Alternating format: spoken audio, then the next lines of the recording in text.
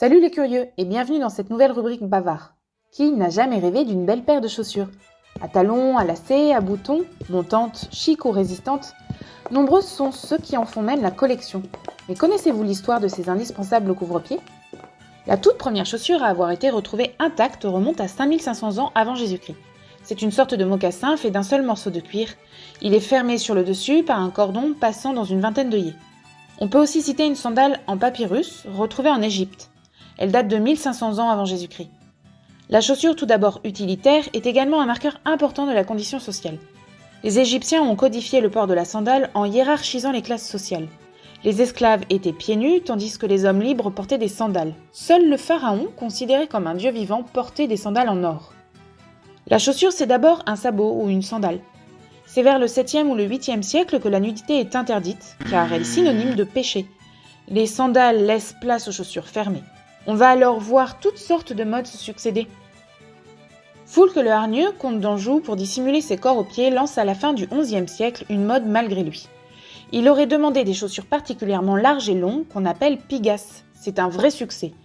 Et par complaisance envers le souverain, tout le monde se met alors à en porter. C'est sous le règne de Louis VII qu'apparaît la heuse, première botte pour homme en cuir mou. La tige du cuir monte pour protéger la jambe. On la porte seulement pour monter à cheval, pour chasser ou pour guerroyer. On connaît tous cette image du Moyen-Âge, la chaussure à long bout pointu. C'est la poulaine. Elle fait son apparition à la fin du XIVe siècle. On l'appelle ainsi car elle serait originaire de Pologne.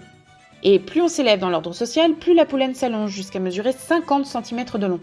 On rembourre le bout de chanvre, de laine ou de crin, on le tord en corne de mouton et dans certains cas on l'attache même par une chaîne au genou.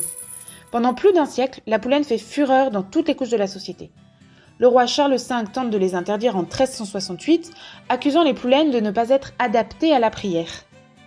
C'est la Renaissance qui nous apporte la plupart de nos modèles de chaussures. On lui doit notamment les escarpins, réservés jusqu'alors à l'intérieur, et nos chers talons. Au XVIe siècle, on revient à des chaussures plus pratiques.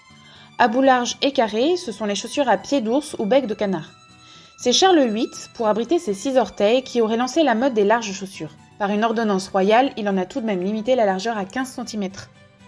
Les dames italiennes et Catherine de Médicis apportent la mode des chopines, ancêtres des chaussures compensées. Ce sont des chaussures à plateforme qui pouvaient mesurer jusqu'à 60 cm de hauteur. Ceci pour ne pas mouiller les robes dans les rues de Venise. Il est dit que pour marcher, ces dames devaient s'appuyer sur les épaules de 2 servantes tant elles étaient instables. Sous le règne de Louis XIII, grand amateur de chasse, les bottes évoluent et arrivent au milieu de la jambe, avec un revers nommé entonnoir, souvent garni de dentelle. On relève ce revers pour monter à cheval et on le rabaisse pour marcher. On porte les bottes aussi bien à cheval qu'à la ville. Louis XIII qui introduit ainsi véritablement la botte pour homme dans la société. Le talon fait son apparition en Europe à la fin du XVIe siècle. Inventé par les Perses pour monter à cheval, ce sont d'abord les hommes puis les femmes qui l'adoptent par coquetterie à la cour du roi. Louis XIV, pour se faire paraître plus grand, portait habituellement d'élégants talons rouges de 12 cm. La chaussure se fait coquette, avec du cuir, des broderies, de la dentelle, du velours, de la soie, des rubans, des pompons. La Révolution française, quant à elle, préfère des chaussures plus simples. On porte des mules avec un talon bas et orné d'une cocarde ou d'une devise patriotique. Le directoire se fait très excentrique. Les hommes portent les élégantes bottes anglaises et les femmes des cothurnes, ces sandales de la Grèce antique. C'est M. Godillot qui différencie le premier le pied gauche du pied droit. En 1858, il révolutionne la chaussure et introduit la cambrure du pied. La semelle de cuir, on se contentait auparavant de semelles en bois et le dessus imperméabilisé.